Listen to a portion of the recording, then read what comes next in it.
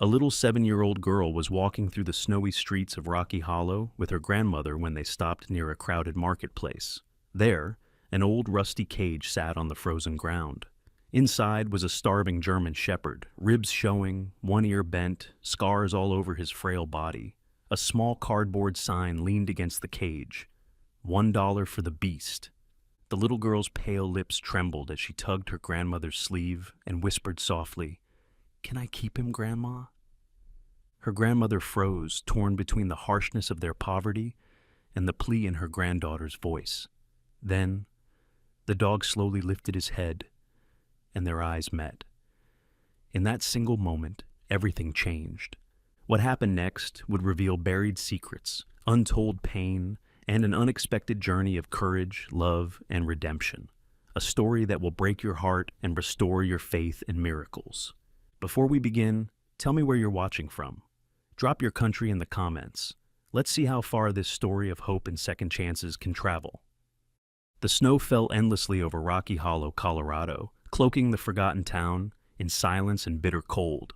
Lena Carter, a fragile 7-year-old girl, trudged through the icy path outside her small wooden cabin, her boots too thin and cracked to keep the frost from biting her toes. Her pale cheeks were flushed pink from the wind, and her tangled golden hair spilled from beneath a knitted hat, far too big for her small head. Lena had grown skinny over the years, her frame fragile like a bird's, but her gray-blue eyes burned with quiet strength, a strength born not from choice, but from survival. She lived with her grandmother, Mavis Carter, a 62-year-old woman with silver-streaked hair, always tied into a messy bun beneath a faded scarf. Mavis was short and slightly hunched from years of back-breaking labor. Arthritis stiffened her joints, slowing her down, but her sharp hazel eyes still carried a stern, protective love for Lena. Mavis had once been known as the best seamstress in town, but after an old accident in the lumber mill left her with a bad knee, she had been unable to work properly again. Since then, every winter had become a battle, not just against the cold, but against hunger itself. Inside their cabin, warmth was scarce. The single wood stove struggled to keep the chill at bay, and its weak embers barely glowed under the thin grate. The walls creaked under the force of the wind, and patches of frost crept along the windows, claiming the glass like icy veins. On the small kitchen table sat a cracked bowl half filled with watery soup made from cabbage and scraps of dried potatoes. It wasn't enough for one person, let alone two, but Lena always pushed her portion toward Mavis, whispering softly, "I'm not hungry, Grandma." She lied, her stomach rumbling under her patched sweater, but Mavis always pretended not to notice. On a crooked shelf above the table rested the only photograph Lena cherished, her father, Thomas Carter, standing tall and proud in his orange rescue uniform, smiling beneath the winter sun. His arm wrapped around a young German shepherd with shining black and tan fur, and ears standing straight like sentries. In messy black letters across the bottom, he had written, "Me and Shadow, partners forever." Lena would trace the outline of Shadow's ears with her fingertips every night before bed, whispering goodnight to the dog she believed had died 3 years ago. The explosion that took her father's life haunted her even though she was too young to fully understand. On a freezing night when Lena was 4, Thomas had gone on a late rescue mission near Denver with Shadow. The building collapsed, trapping everyone inside. Reports said Shadow's collar was found buried beneath the rubble alongside human remains. Since then, Lena dreamed of Shadow almost every winter, imagining him running through the snow, searching for a way back to her. Across town, under the dim glow of flickering yellow bulbs, the winter fair in Rocky Hollow was far less cheerful than its painted signs suggested. It wasn't the joyous festival it once was.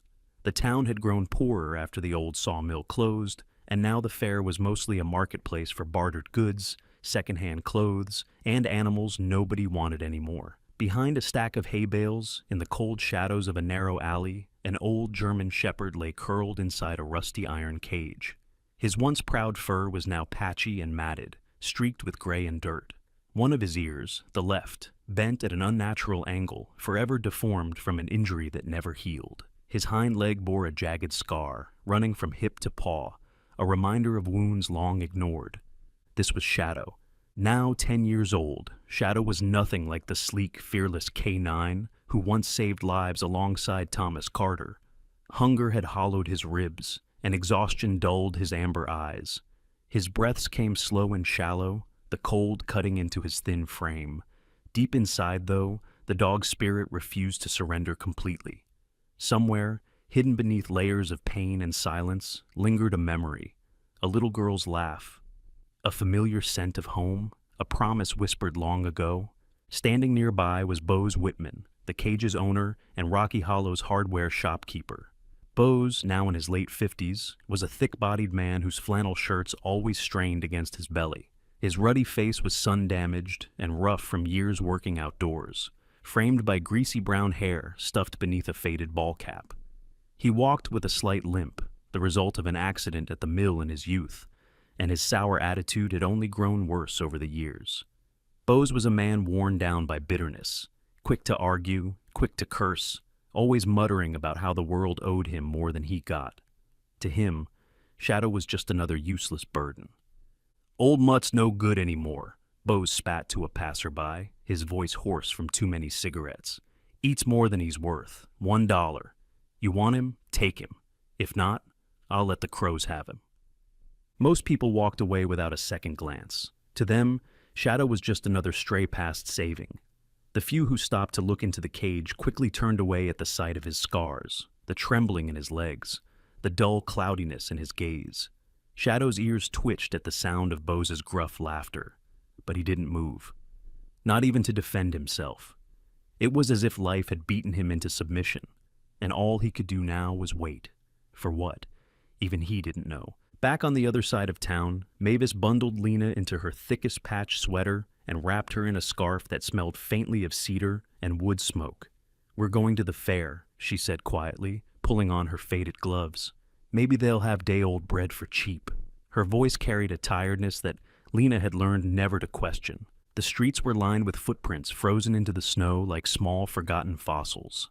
Lena clutched Mavis's hand as they walked through the crowded fairgrounds, weaving between stalls selling jars of cloudy preserves, chipped tools, and firewood stacked high like broken ribs. Her eyes darted from one display to the next, her small body dwarfed by the towering figures around her. The noise of haggling voices, the creak of wooden carts, and the smell of wet wool and smoke filled the air, but Lena barely noticed. Her mind was still with her father, with Shadow, and with the memory of a time when winters didn't feel so empty. They stopped near a bread stall, where Sarah Miller, the baker, stood wiping her flour-covered hands on her apron. Sarah, a tall, lean woman in her early 40s with dark auburn hair tied in a tight bun, had the sharp, sun-kissed skin of someone who worked long hours near fire and heat. Her hazel eyes were kind, despite the permanent crease of exhaustion beneath them. She handed Mavis a small sack of hardened rolls. "End of the day batch," she said softly, giving Lena a wink. "Half price."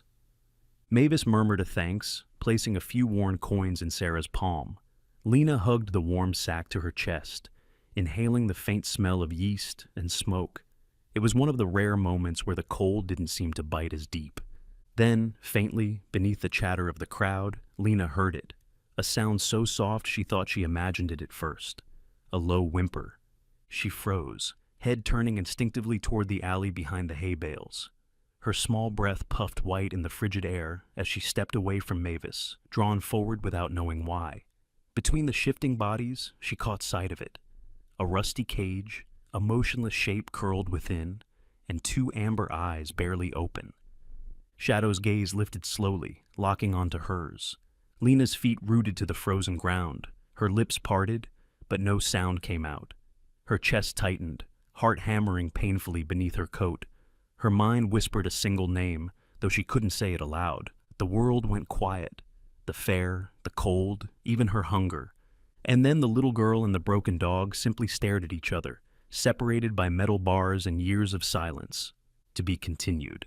Lena stood frozen in the biting cold, her small hand clutching the frayed edge of her grandmother's sleeve, her breath hanging in soft clouds before her face. The noise of the winter fair seemed to fade into silence as she stared at the cage, her gray-blue eyes locked onto the weary amber gaze staring back at her. Shadow remained motionless, his body frail and trembling, but somewhere in those dulled eyes was a glimmer, fragile yet unbroken. a recognition buried beneath scars and time. Mavis Carter, bundled in her patched brown coat and leaning slightly on her cane, tightened her grip on Lena's arm. "Come on, child," she said firmly, her voice hoarse from years of cold winters and too many unshed worries. "We can't stand here staring. Bread's all we came for. We don't have money for a dog."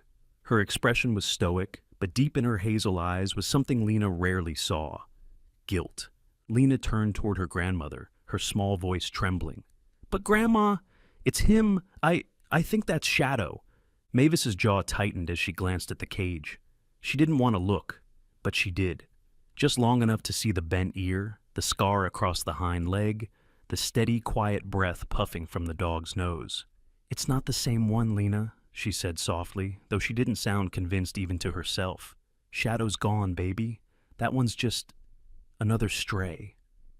Bose Whitman, the burly shopkeeper, was leaning lazily against the wooden post beside the cage, his arms folded across his barrel chest. He chewed on a toothpick, his ruddy face set in a permanent scowl, greasy hair sticking out beneath his faded ball cap.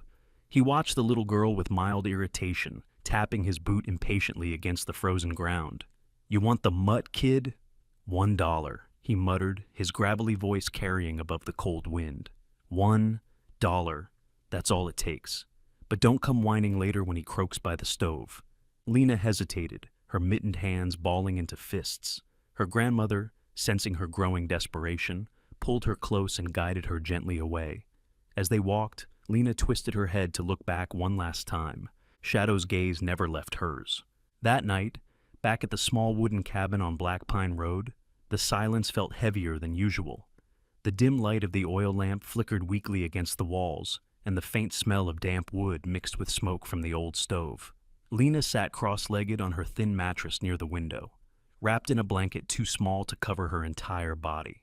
The photograph of her father rested on her lap, its edges worn soft from years of being touched. Her tiny fingers traced the familiar smile on his face, then the ears of the proud young German shepherd pressed at his side. The same scar, the same ear, the same shadow in his eyes. Outside, the wind howled against the cabin walls, rattling the frost-covered panes. Mavis was sitting by the stove, patching a hole in Lena's coat with trembling hands, her shoulders hunched from the cold. She glanced at her granddaughter occasionally, her lips pressed into a thin, silent line. Mavis knew that look on Lena's face, the stubbornness Thomas once carried like a torch. She didn't have the heart to tell her granddaughter the truth she feared. They couldn't afford to feed themselves, let alone a dog. Hours passed, but Lena couldn't sleep. Shadows from the snow-covered pines outside danced across the ceiling as the wind moaned through the gaps in the wood. Each time she closed her eyes, she saw Shadow in that cage, his ribs pressing against his skin, the frost clinging to his whiskers, the faint tremor in his legs. Then she saw her father, standing in the blizzard like a ghost, his outstretched hand pointing toward the same cage, his lips moving soundlessly. When she woke from her restless dreams, her cheeks were wet, though she didn't remember crying. By morning, the storm had deepened, blanketing the town in thick white silence. Mavis prepared a pot of weak oatmeal, the steam curling faintly upward before dissipating into the cold air. She slid a small bowl toward Lena, but the girl only stared at it, pushing the spoon absent-mindedly. "I saw him, Grandma," Lena whispered suddenly, her voice cracking. "It's him. I know it. Shadow didn't die." Mavis didn't answer immediately, instead stirring her own bowl slowly. She set the spoon down and reached across the table, her thin, veined hand resting on Lena's. "Lena," she began softly, "sometimes holding on hurts worse than letting go." But Lena shook her head, wiping her nose with the back of her sleeve. "I don't care. I have to help him." Later that afternoon, Lena returned to the fairgrounds alone, clutching the few coins she had saved over the past year. Her boots crunched over the icy ground, the wind stinging her cheeks raw. By the time she reached the alley where she had seen the cage, her breath came in sharp bursts, and her mittens were stiff with frost. The cage was still there. Shadow was still there. He was curled tightly into himself, his nose buried beneath his tail, his breath shallow but steady. Frost clung to his whiskers like tiny glass beads, and his fur, once thick and golden black, now hung in matted clumps. His ribs rose and fell slowly beneath the thin, scarred skin. Yet, when Lena crouched near the cage, The dog stirred faintly, lifting his head to meet her gaze. Something shifted between them. Shadow's ears twitched, his amber eyes softening for the briefest moment, as if remembering something long buried. Lena reached a small hand toward the bars, but stopped short, afraid to startle him. Behind her, Bose appeared from his shop doorway, his heavy boots crunching on the icy ground. "You again?" he grumbled, pushing his ball cap higher on his head. "Didn't I tell you? $1, little girl. Take him or leave him." Lena lowered her hand, her throat tightening as she whispered, I don't have enough yet." Bose snorted, leaning against the post with his broad shoulders. "Figures. Well, you better hurry before someone else does. I ain't keeping him around much longer." As Lena walked away, Shadow pressed his nose against the bars, his breath fogging the cold metal. Lena turned back, watching as the dog stared after her until she disappeared into the swirling snow. That night, unable to sleep, Lena sat by the frosted window, hugging the photograph of her father against her chest. The storm outside raged on, wind howling like a distant cry. Somewhere in the blizzard, her father's shadow stood again in her dream, reaching out, calling silently. And just for a moment, through the haze of memory and frost, Lena thought she saw Shadow's silhouette moving between the drifting white. The next morning, Rocky Hollow woke beneath a sky the color of steel, heavy clouds pressing low over the snow-choked rooftops. The storm had calmed overnight, but the silence it left behind felt unnatural, like the whole town was holding its breath. Lena trudged along the icy path outside her cabin, her worn boots crunching over frozen pine needles as she headed toward the market square. Her grandmother Mavis had sent her to exchange a few coins for bread, but Lena's mind wasn't on food. It was on Shadow. When she reached the corner of Main Street, something felt wrong. The small crowd that usually gathered around Bose Whitman's stall was gone. The cage where Shadow had been curled yesterday sat open and empty, the door swinging slightly in the cold wind. The bed of straw inside was darkened with spots of dried blood. Bose himself, a burly man with broad shoulders and a perpetually flushed face, stood outside his shop, muttering under his breath, clearly frustrated. When Lena approached, his narrowed brown eyes shifted toward her, and he spat into the snow. "Damn mutt broke the latch," he growled, rubbing his thick, calloused hands together. "Probably ran off into the woods to die. Ain't my problem anymore." Lena's breath caught in her throat, her small hands curling into fists inside her mittens. "Did you see where he went?" she asked, her voice trembling from more than just the cold. Bose adjusted the greasy ball cap pulled low over his brow and shrugged lazily. "Last I saw, he limped toward the old tracks. But you'd be wasting your time, kid. That dog's half dead already." His tone was dismissive, but Lena caught something else in his expression. Unease, maybe even guilt. Ignoring him, she turned and followed the faint trail of paw prints pressed into the snow, each one uneven, as though Shadow had been dragging his injured hind leg. The tracks led her past the last row of houses, across a field of frozen weeds, and toward the outskirts of town, where the abandoned freight yard loomed like a relic from another time. The yard had been deserted for over a decade, ever since the mining company pulled out of Rocky Hollow and took most of the town's jobs with it. Rusted shipping containers sat stacked like silent sentinels, their faded paint peeling beneath the relentless winters. Beyond them stood an old warehouse, its corrugated metal walls streaked with rust, windows cracked and blackened with grime. Lena hesitated near the chain-link fence, the cold air burning her lungs with every breath. A creak echoed from somewhere deep inside the yard, and her fingers instinctively tightened around the photograph of her father she kept tucked in her pocket. Something about this place made her skin prickle beneath her coat, but Shadow's paw prints pressed forward, and so did she. Inside the yard, the silence grew heavier. The faint crunch of her boots seemed too loud against the stillness. As she reached the warehouse door, a warped metal slab hanging crooked on its hinges, the wind carried a smell that made her stomach twist, the metallic tang of dried blood and rust. She pushed the door open just wide enough to slip inside, her mittened hand grazing the rough, cold surface of the wall. The dim light filtering through broken skylights revealed a space frozen in time, littered with toppled crates and splintered boards. Dust clung to every surface, disturbed only by the fresh paw prints leading deeper into the gloom. And then she saw them. Against the far wall were several large rusted cages, stacked one atop the other. Inside lay scraps of torn fabric, broken collars, and what looked like old medical tags. The smell here was stronger, damp wood, iron, and something sour beneath it all.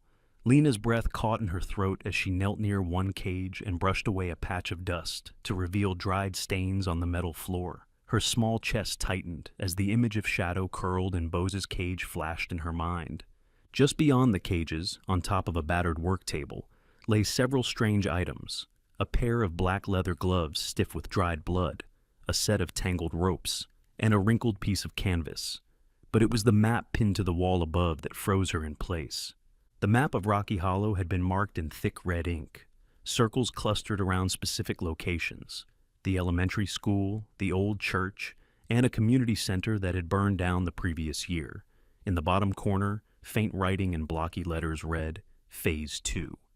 Before she could process what it meant, a low shuffle came from the far side of the warehouse. Lena's heart leapt into her throat as she spun around, pressing her back against a stack of crates. From the shadows, a familiar figure emerged slowly, limping. Shadow. He stepped cautiously into the faint light, his breathing shallow but steady. His fur was streaked with mud and frost, and the scar on his hind leg glistened faintly where the wound had reopened. Lena's chest tightened at the sight, relief mixing with fear. Shadow stopped a few feet away, his amber eyes locking onto hers, unblinking and sharp. Lena took a tentative step forward, but Shadow remained still, his body tense, ears flicking at the slightest sound. He wasn't afraid of her, his gaze was steady and knowing, but there was something in his stance, a quiet warning. "You're protecting something," she whispered, barely loud enough to hear her own voice. Shadow's ears twitched, but he didn't move. Then, suddenly, a loud thud echoed from outside the warehouse. Lena froze, her breath catching as her eyes darted to the doorway. "Lena?" She nearly jumped at the sound of her name. From the doorway stepped Eli Turner, a 35-year-old mechanic known around town for his easygoing nature and worn denim jackets. He was tall and lean, with sandy brown hair tucked messily beneath a faded beanie, his sharp jaw lined with a few days' worth of stubble. Years of hard work had left his hands rough and calloused, but his pale green eyes carried a warmth that contrasted with the cold edge of his surroundings. "Kid, what are you doing here?" Eli asked, his voice low but steady. He glanced around, his brows furrowing as he spotted the cages and the map. "This isn't a place you should be wandering." Lena clutched the photograph of her father tightly, swallowing hard. "I was following Shadow," she whispered, her voice trembling. Before Eli could respond, another sound echoed across the yard, softer this time, like snow crunching under boots. His expression darkened immediately, and he placed a finger against his lips, motioning for Lena to stay silent. Shadow turned sharply, his muscles tensing as he faced the open doorway, a low rumble vibrating from his throat. The footsteps grew louder. Lena's grip on her photograph tightened until the edges bent beneath her small fingers. She took one careful step backward, her back pressing against the cold steel wall. Her breath came fast and shallow, and her legs trembled beneath her patched woolen stockings.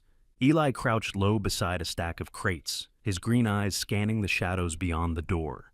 He whispered softly, barely audible, "Someone else is here." Lena's heart pounded in her ears. The silence stretched, broken only by the faint creak of the wind through the broken windows. Then, from just outside, a muffled voice spoke, low, sharp, and unfamiliar. Lena couldn't make out the words, but Shadow's ears perked instantly, his tail stiff, his hackles rising. Something was wrong. Eli glanced at Lena, his expression tense, and mouthed, "Run." But Lena didn't move. Her small hands were frozen against the photograph of her father, her legs locked beneath her. A cold gust of wind blew through the cracked window, sending a loose piece of paper fluttering from the work table onto the dusty floor. Another marked map, landing face up between them.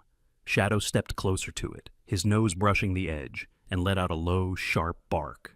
Outside, the footsteps stopped. And then, silence. The wind screamed through Rocky Hollow that night, howling like some ancient creature trapped between the mountains. The storm had returned with vengeance, painting the streets white beneath an endless curtain of snow. Lena Carter, bundled in her patched wool coat, clutched the photograph of her father tightly in her mittened hand while Shadow trotted silently at her side. The old German shepherd moved slowly but purposefully, his breath steaming into the frozen air, his injured hind leg dragging faintly behind him. Despite his frail frame and weathered scars, his sharp amber eyes never stopped scanning the darkness ahead. They were returning from the freight yard after the unsettling discovery in the old warehouse. Eli Turner had insisted on walking them part of the way back, but had turned down a narrow road toward his garage, promising to check the maps again later. Now, only Lena and Shadow were making their way home through the blizzard, their footsteps vanishing almost instantly beneath the falling snow. Somewhere down the quiet alley that connected Black Pine Road to the market square, a faint sound broke the silence. A muffled sob carried by the wind. Shadow stopped instantly, his ears twitching, his nose lifted toward the source. A low rumble escaped his throat, not an aggression, but alertness. Lena froze, her breath clouding before her as she strained to listen. There it was again, softer but unmistakable, the sound of someone crying. She glanced at Shadow, who had already lowered his head and begun padding silently toward the noise, his muscles coiled beneath his matted fur despite his limp. Following him, Lena moved carefully between the piles of discarded crates and snow-covered barrels behind the old hardware store. The bitter wind cut through her thin coat, stinging her cheeks and numbing her small fingers, but she didn't stop. When they reached the narrow passage between two buildings, Shadow halted and sniffed the air deeply before stepping aside, revealing the source of the sound. Huddled in the shadow of a rusted dumpster was a small boy, no older than 9. He sat curled into himself, his thin arms wrapped tightly around his knees, shivering so violently that his teeth chattered audibly even through the storm. His cheeks were pale beneath streaks of dirt, and his lips carried the faint bluish tint of cold. His damp brown hair clung messily to his forehead, and his threadbare hoodie, 2 sizes too small, clung wetly to his shoulders. Shadow lowered his head, tail swaying slightly as he approached with slow, cautious steps. The boy flinched at first, shrinking back against the dumpster, but when Shadow pressed his nose gently against the boy's frozen hands, a faint sound escaped his throat, half sob, half relief. "Hey!" Lena's voice was soft, but carried over the wind as she crouched beside him. "It's okay. We're here."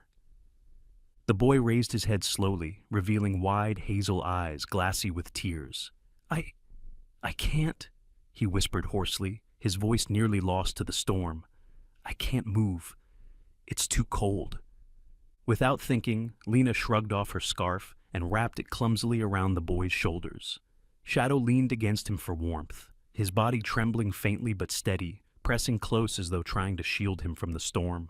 "What's your name?" Lena asked, her small hands rubbing his icy fingers to coax warmth back into them. Danny," he stammered, barely audible. "My name's Danny." Lena glanced at Shadow, who seemed to understand. The dog pressed closer, curling slightly around the boy, his body forming a living barrier against the snow and wind. It took several minutes before Danny's shivering slowed enough for him to attempt standing, but his legs buckled beneath his weight. Lena braced him clumsily, wrapping an arm around his thin shoulders as she struggled to pull him upright. Shadow circled them both protectively, his sharp eyes scanning the shadows for any movement beyond the falling snow. Bit by bit, they made their way back toward the cabin, the 3 of them staggering against the icy wind. By the time they reached the small wooden house, Lena's fingers were numb, and her breath came in ragged bursts. She kicked the door open with her boot and guided Danny inside, where a faint warmth from the struggling wood stove greeted them. Mavis Carter turned from the stove, startled by the sight. "Lena, who—" She broke off as her sharp hazel eyes fell on Danny, hunched and trembling behind her granddaughter. Shadow pressed firmly to his side. "Oh, dear God." Wasting no time, Mavis pulled a blanket from the bed and wrapped it tightly around the boy's small frame, guiding him toward the stove. She was not a woman prone to fussing, but her hands worked quickly, steady from years of necessity. Within minutes, she had lit another small log, coaxing the flames higher. "Sit him down here," she instructed Lena, her voice brisk but soft beneath the surface. Danny sank onto the worn rug, his face pale but slowly warming as the heat reached him. Shadow lowered himself beside him without hesitation, curling tightly at the boy's feet, his chin resting gently across Danny's knees as though silently promising safety. "Here." Mavis handed Lena a chipped mug of weak tea and nodded toward Danny. "Give this to him." Slowly. Danny sipped carefully, his trembling hands clutching the mug with effort. The color returned to his cheeks little by little, and his breathing steadied as the firelight cast warm shadows across his small face. After a long silence, Danny finally spoke, his voice rough and hesitant. They made my dad work for them," he whispered, his hazel eyes darting between Lena and Mavis. "Bad people. They make him move big boxes at night. He didn't want to, but they said they'd hurt me if he refused." Lena leaned forward, her gray-blue eyes wide and searching. "Who are they?" Danny shook his head quickly, glancing around the small cabin, as though even the walls might be listening. "I don't know their names," he whispered, lowering his voice until it was almost a breath. "But I heard one of them say, Boyd." Mavis's expression hardened instantly at the name, her thin lips pressing into a tight line. Harold Boyd, the former sheriff of Rocky Hollow, had always been a man of influence, but rumors about his dealings after leaving office had been spreading for months. The name was enough to turn the fire's warm glow cold. Lena glanced at Shadow, who raised his head slightly, amber eyes gleaming in the dim light. The dog's body went still, ears pricked forward as though he, too, understood the weight of that name. Danny's gaze dropped to his mug, his small hands trembling as he whispered, "They said, if anybody talks, no one will survive." The room fell silent except for the soft crackle of the fire. Mavis reached over and placed a gentle hand on Danny's back, steadying him. Shadow, sensing the fear that hung heavy in the air, lowered his chin again against the boy's knees, his warm breath soft against the wool blanket. For the first time that night, Danny managed a faint smile, his small fingers curling into Shadow's thick fur. But outside, the storm raged on, burying the world in white, hiding secrets beneath its endless veil. The snow had slowed by morning, but Rocky Hollow remained buried beneath thick drifts of white, the streets quiet except for the crunch of boots and the occasional rumble of trucks passing through. Inside the small elementary school on Pinecrest Avenue, the faint hum of the old heating vents struggled against the cold that seeped through the cracked windows. The third-grade classroom smelled faintly of chalk and damp wool as sunlight filtered weakly through frosted glass, throwing pale shadows over the rows of desks. Emily Hayes, the third-grade teacher and the only adult Lena truly trusted, stood at the front of her classroom, her pale hands smudged faintly with graphite as she collected her students' latest art projects. Emily was 32 years old, of average height, with wavy chestnut hair that brushed her shoulders and a soft, freckled complexion dulled by exhaustion. Her hazel-green eyes, usually warm and lively, carried shadows today, worry lines deepening along her forehead as she shuffled through the stack of drawings. The images unsettled her. Child after child had drawn strange, haunting scenes. In one picture, a row of black trucks with missing license plates was parked behind what appeared to be the burned-down community center on Maple Creek Road. Another showed a dark warehouse, its windows glowing faintly as if something secret was happening inside.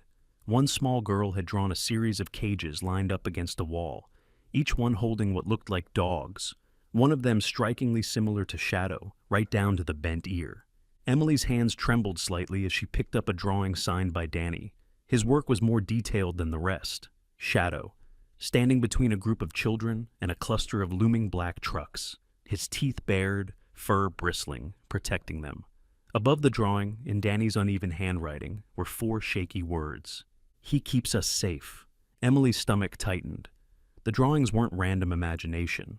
They were fragments of something the children had seen, pieces of truth they weren't putting into words. The door creaked open suddenly, making her flinch. Stepping inside was Principal Lawrence Grant, a man in his early 50s with thinning gray hair combed back neatly and round glasses perched low on his nose. He was tall, but soft around the edges. His tweed blazer dusted faintly with chalk, and his tie askew as usual. Grant was known for his even temper, but there was something tense in his posture today. "Emily," he said quietly, glancing at the stack of drawings, "we have a visitor." Her brow furrowed. "Who?" Before he could answer, a heavy-set man filled the doorway. Harold Boyd, the former sheriff of Rocky Hollow. Now in his late 50s, Boyd was broad-shouldered and imposing, his sharp jaw clean-shaven, silver-streaked hair slicked back neatly. His pale blue eyes, once commanding respect as the town's highest authority, now carried something colder, calculation behind a mask of politeness. His wool coat was immaculate, the dark gray fabric brushing the tops of his polished boots. "Miss Hayes," Boyd greeted, his deep voice smooth but weighted, like gravel beneath silk. "Might I have a word?" Emily straightened instinctively, her knuckles whitening around the stack of papers she held. "I'm in the middle of class," she said evenly. Boyd stepped into the room anyway, closing the door softly behind him. He glanced briefly at the drawings on the desk, his expression betraying nothing, though his pale eyes lingered longer than they should have. "I've seen some of the students' creative work," he said smoothly. "Interesting imaginations." Emily narrowed her eyes slightly, instinct warning her of danger even as she kept her voice calm. Children express what they see, what they feel. Boyd smiled faintly, but there was no warmth in it. "Sometimes," he said softly, "it's better if they express pumpkins and snowmen instead of conspiracy theories." He reached forward and, without asking, plucked Danny's drawing from the stack, studying it closely. His jaw tightened just slightly. "Return that," Emily said firmly, stepping forward. Boyd set the drawing back on the desk with deliberate slowness, leaning closer until Emily caught the faint scent of expensive cologne mixed with cold air. "Miss Hayes," he murmured, voice lowering to a near whisper, "I strongly suggest you collect these sketches and keep them within this classroom. Spreading them around the town could cause panic, misunderstandings." Her hazel green eyes hardened. Or maybe they're not misunderstandings at all. Before Boyd could reply, the sharp sound of claws scraping lightly against the linoleum cut through the tension. Shadow had entered the hallway silently with Lena, who stood just behind him, clutching the strap of her small satchel. The old German shepherd froze when he spotted Boyd, his amber eyes narrowing instantly, his ears pressed flat, and within seconds, his hackles lifted along his scarred back. A deep, guttural growl rumbled from his chest, low and primal. Boyd's expression remained unreadable, but his jaw tightened slightly, his pale blue gaze locking on the dog with measured stillness. "Call him off," he said evenly. "He's never wrong about people," Lena whispered from behind Emily, her small fingers curling tightly into the fabric of her coat. Shadow stepped forward half a pace, positioning himself between Boyd and the children clustered near the front of the room. The growl deepened, vibrating through the silence until Boyd finally broke eye contact and stepped back toward the doorway. "We'll continue this later," he said coolly, buttoning his coat. "For everyone's sake, Miss Hayes." When he left, the tension in the room deflated slightly, but it didn't vanish. Emily exhaled slowly, placing a reassuring hand on Lena's shoulder. After school, Emily gathered a small group of students, including Lena and Danny, in the art corner. She crouched to their level, her expression gentle but serious. "These pictures," she said softly. "Where did you see these trucks?" The children exchanged nervous glances. It was Danny who spoke first, his voice quiet but steady. "Near the old train yard," he whispered. "At night, I saw men and cages, and dogs that don't come back." Lena's gray-blue eyes widened, her small hand clutching the folded photograph of her father hidden inside her pocket. That evening, back at the cabin, Lena and Danny sat cross-legged near the fireplace, sorting through their drawings together. Danny's newest one was the most disturbing yet. Shadow standing on the snowy road, blocking a group of children from a dark line of trucks approaching from the distance. His uneven handwriting beneath it read, "He knows them." Emily sat by the table, quietly reviewing the stack of confiscated sketches she'd smuggled from the classroom, her lips pressed thinly together. The more she looked, the more certain she became. Something was happening in Rocky Hollow, something the adults were being kept blind to, and somehow the children were seeing everything, to be continued. The air was sharp with cold as Lena, Danny, and Shadow crept along the frost-coated path that led back to the abandoned freight yard. The sun had long since set, leaving the world awash in silver moonlight and shifting shadows. The wind carried whispers of snow against the corrugated metal walls, and each crunch of their boots seemed too loud in the stillness. Lena clutched her small lantern tightly, its faint glow trembling with her hand. Shadow padded beside her, his amber eyes glinting like embers beneath the dim light, his body low and tense, muscles taut beneath his matted fur. Danny followed closely behind, hugging his patched wool jacket around his thin frame. The boy's hazel eyes darted nervously to every shadow, his small breath puffing into pale clouds. He hadn't wanted to come, but Lena had insisted they needed answers, and Danny's drawings had shown things even he couldn't explain. They reached the towering silhouette of the old warehouse, its rust-streaked walls looming like a ghost from another era. The broken skylights above allowed faint streams of moonlight to slant through the cracked panes, throwing jagged patterns across the icy ground. Lena hesitated near the entrance, gripping Danny's hand. "You can stay here if you want," she whispered, her gray-blue eyes steady despite the tremor in her voice. Danny shook his head quickly. I'm coming. I don't want to be alone." Inside, the warehouse was silent except for the faint dripping of melting ice from the rafters. Their footsteps echoed softly over the concrete floor as they followed Shadow deeper into the gloom. The scent of damp wood and rust hung heavy in the air, mingling with something faint but metallic. Shadow stopped suddenly near a stack of wooden crates, his nose pressed low to the ground. A deep rumble built in his chest as he pawed carefully at a patch of dust, where faint scratches lined the concrete. Lena knelt beside him, her mittened hands brushing against the cold floor, and her breath caught when she felt the faint seam beneath her fingertips. "It's a door," she whispered, her voice barely audible. Together, Lena and Danny pulled aside the old crates, revealing a narrow metal hatch, half buried under dust and splintered wood. Rust clung to its edges, but the handle gave way with a sharp creak as Lena pushed it open. A cold draft drifted upward, carrying the smell of oil and old earth. Shadow lowered his head to sniff the air before descending first, his claws clicking softly against the steep, narrow steps. Lena followed cautiously, holding the lantern out before her, its flickering glow illuminating a hidden underground chamber. The room stretched wider than she expected, its walls lined with rows of metal shelving stacked with unfamiliar items. Sealed crates labeled in faded marker, empty gas canisters, and black duffel bags piled neatly in one corner. On a central table lay a collection of objects spread out in careful order.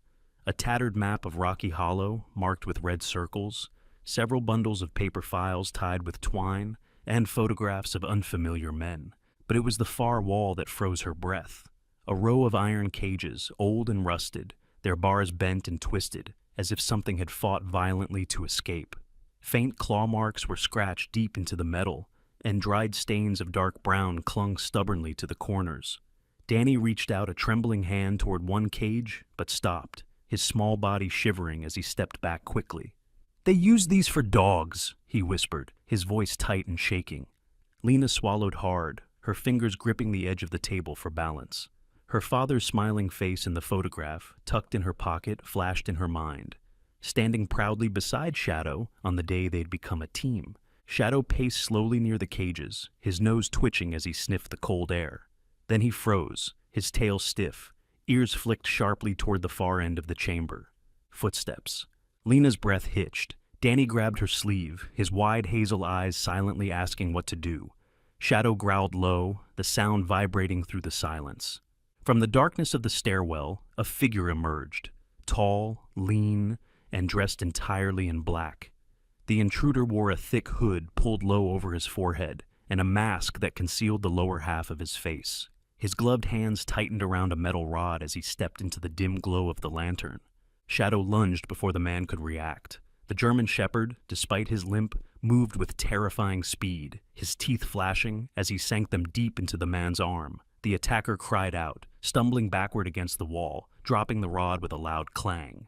"Get away from him!" Lena shouted, pulling Danny back behind a shelf for cover.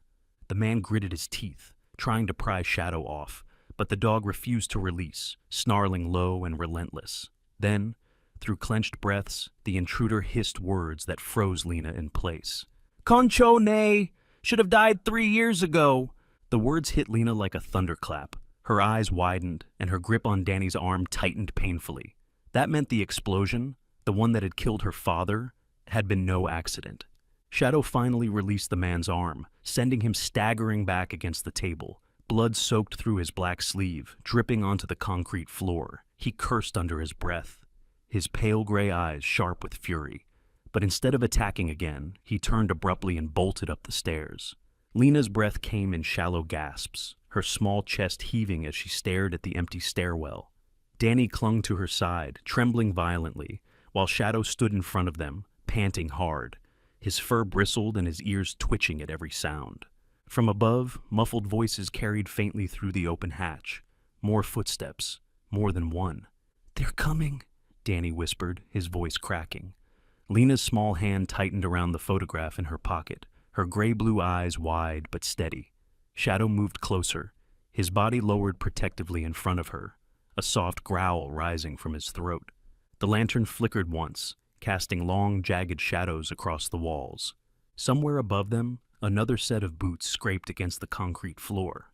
And then silence, heavy, suffocating, waiting to break. The morning after the confrontation at the warehouse, Rocky Hollow stirred beneath a pale gray sky heavy with lingering frost. The streets were hushed, as though the town itself held its breath, waiting for the truth to break free. Inside her small classroom, Emily Hayes paced nervously, clutching the folder of evidence Lena, Danny, and Shadow had uncovered in the underground chamber. Her chestnut-brown hair framed her freckled face, and her hazel-green eyes burned with determination, despite the exhaustion etched beneath them. This was it, the moment everything changed. She had spent the night organizing every piece of proof, photographs of marked maps, files containing secret transactions, and notes describing the cages hidden under the warehouse floor. Her hands trembled slightly as she held the documents tight, knowing what they meant. Harold Boyd, the town's once respected former sheriff, had been enabling an illegal network for years, hiding shipments, trafficking animals, and allowing men like the masked intruder to operate under his protection. Principal Lawrence Grant, the quiet but dependable man in his early 50s, joined her near the window, his round glasses slightly fogged from the cold, his shoulders slumped under the weight of what was coming. "Are you ready for this, Emily?" he asked softly, his voice low and steady. Emily nodded, her jaw set. "We can't hide it anymore. The town needs to know." By mid-morning, news had spread. A crowd began forming in front of Rocky Hollow's town hall, boots crunching over the icy pavement, as whispers rippled through the air. Families bundled in wool coats huddled together, faces pale with shock, disbelief, and anger. The atmosphere felt heavy, charged with both fear and hope. Standing near the steps was Mayor Edwin Royce, a wiry man in his late 40s with carefully combed dark hair and sharp, narrow features. His tan overcoat contrasted against the dull winter sky, and his polished shoes were dusted faintly with snow. Known for his eloquence but criticized for his tendency to avoid conflict, today his jaw was tight, his thin lips pressed into a determined line. He had reviewed Emily's evidence himself and summoned the local authorities to confront Boyd. Boyd arrived moments later, his imposing frame cutting through the crowd like a shadow. His wool coat was immaculate, buttoned neatly over his dark suit, but his pale blue eyes were cold, calculating, and sharp. The silver in his slicked-back hair caught the dim light, lending him an almost statuesque quality, a man used to commanding respect. But today, there was no authority in his stride, only tension in his clenched fists. "You've been feeding them lies." Boyd's deep voice carried over the murmurs, his words sharp and deliberate as he addressed Emily directly. "This town survives on order, not chaos." Emily stepped forward, her boots crunching softly against the ice, her folder of documents clutched firmly in her hands. "Order?" she countered, her voice steady despite her pounding heart. "You call cages, black trucks, and stolen lives order?" Whispers rippled through the crowd, growing louder as curious faces leaned closer. Danny, standing between Lena and Mrs. Mavis at the front, clung to Lena's hand tightly. His hazel eyes darted between Emily and Boyd, his small chest rising and falling quickly beneath his patched wool jacket. Lena's gray-blue eyes, though wide with fear, carried a quiet strength. Her small mittened hand brushed against Shadow's thick fur, grounding her as the German shepherd stood like a sentinel. Hackles lifted. Amber eyes locked on Boyd. Mayor Royce stepped forward, raising his hand for silence. "Enough," he said firmly. His voice, though controlled, carried weight. "We have the documents, we have the recordings. Harold Boyd, you are under investigation for aiding and concealing organized criminal activity in Rocky Hollow." The words hung heavy in the cold air. Gasps erupted through the crowd as Boyd's jaw clenched. For a long moment, he said nothing, his icy gaze darting between the mayor, the townsfolk, and finally, Shadow, who took a deliberate step forward, his teeth flashing faintly in the dim light. You think a handful of papers changes anything? Boyd muttered under his breath, his voice low and bitter. But his defiance faltered when uniformed officers stepped forward, moving to escort him away. As Boyd was led down the steps, his pale blue eyes caught Emily's one last time. "You don't know what's coming," he whispered hoarsely before turning away. The crowd erupted in a wave of overlapping voices, some furious, others relieved. People turned to one another, sharing fragments of shock and gratitude, finally understanding the weight of what had been hidden beneath their quiet town. Later that afternoon, the town hall hosted a small ceremony to honor those who had fought, suffered, and sacrificed during the years Boyd's secrets festered.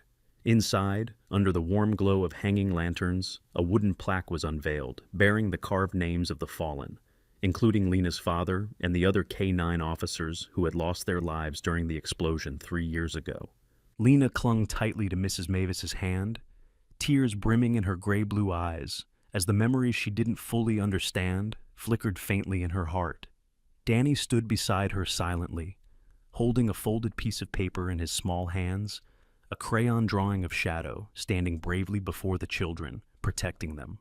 When Emily stepped to the podium, her voice caught slightly before she spoke. "This town owes its peace," she said softly, "to the ones who fought to protect it, and to those who never stopped believing the truth would be found."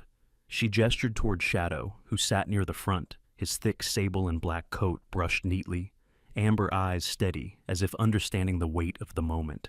"This," Emily continued, her lips curving faintly, "is our guardian of Rocky Hollow." The room erupted in applause, filling the air with warmth and relief. Mayor Royce stepped forward, holding a small silver badge engraved with the words, "Guardian of Rocky Hollow." He crouched to clip it gently onto Shadow's worn leather collar. Shadow blinked slowly, lowering his head slightly, as if accepting the honor, his tail thumping faintly against the polished wooden floor. That night, the town gathered for a candlelit vigil outside the old chapel. Families stood shoulder to shoulder, their breath misting under the winter stars, holding lanterns that glowed softly against the snow-covered ground. Lena stood nestled between Emily and Mrs. Mavis, her small hands curled into Shadow's fur as the crowd fell silent. At the front, Emily read the names of those they had lost, her voice carrying gently over the cold air. Lena closed her eyes as her father's name echoed into the night, tears slipping silently down her cheeks. Shadow pressed closer, resting his chin gently against her knee, as though offering comfort only he could give. Later, back at the cabin, the fire crackled softly in the hearth. Lena curled up beside Shadow on the old rug, her small arms wrapped around his thick neck. The soft amber light from the flames flickered across her delicate features as she whispered, her voice barely more than a breath. "We're home now, aren't we?" Shadow sighed softly, his warm breath stirring the strands of her hair. His eyes closed slowly, his body relaxing fully for the first time in years. The weight of his scars finally easing. For the first time since the night of the explosion, there was peace. Sometimes, miracles don't come with thunder or lightning. They come quietly, in the form of a loyal friend, a brave child, or even a forgotten dog who refused to give up. Shadow wasn't just a hero for Lena and Danny. He was a reminder that God often places angels in our lives, not with wings, but with 4 paws, a wagging tail, and a heart that never stops loving. In our daily lives, we face storms of our own. Fear, loss, uncertainty. But just like Lena, Danny, and Shadow, we can find hope when we least expect it. Sometimes, God's plan works silently in the background, guiding us back to where we belong. And if you believe in second chances, in healing, and in the quiet miracles God sends our way, then this story is for you. If you believe God still sends angels to protect us, comment Amen below. Share this video with someone who needs hope today. Subscribe to our channel for more real-life miracles and heartwarming stories. May God bless you and your family, and may He send you the strength, courage, and little miracles you've been praying for. Keep believing. Keep holding on, because sometimes miracles find you when you need them the most.